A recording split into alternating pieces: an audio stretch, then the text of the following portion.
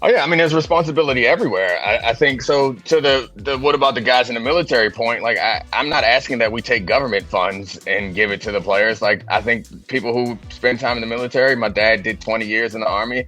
I think they obviously deserve uh, better support and better services. I'm not in the military. I'm not a former service member, so that's like it's not where my passion lies. So that's not where the money I'm suggesting should come from. I believe it should come from the owners who their franchise values have gone through the roof, who are worth $6 and $7 billion.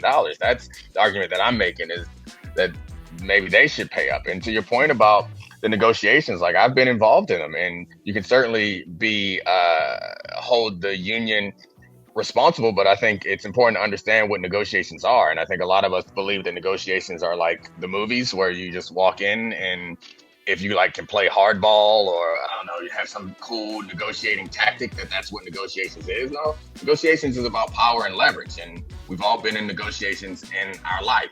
And for example, like I don't know, I'll come up with some fake example that tries to demonstrate the power asymmetry is like if you were 16 and your parents said curfew is midnight and you are looking to negotiate a higher curfew, you don't have the power or the leverage to like negotiate that higher curfew. You say, well, how about 1 o'clock? And they say no.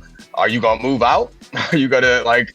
The fact of the matter is, it's a similar dynamic with the players in the league. Is that they they make so much money and already have so much money that a war of attrition, which is what a lockout or a strike would be, is something that we can't win.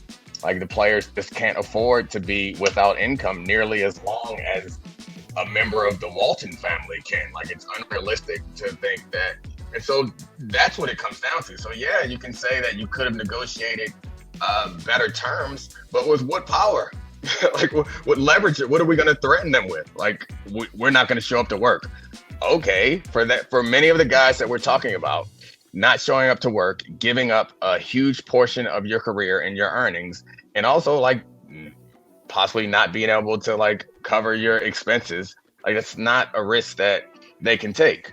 Whereas Jerry Jones will be fine if he miss out on a couple checks every now and then. So it's really challenging to find a way to create the leverage to get the things that you want in negotiations.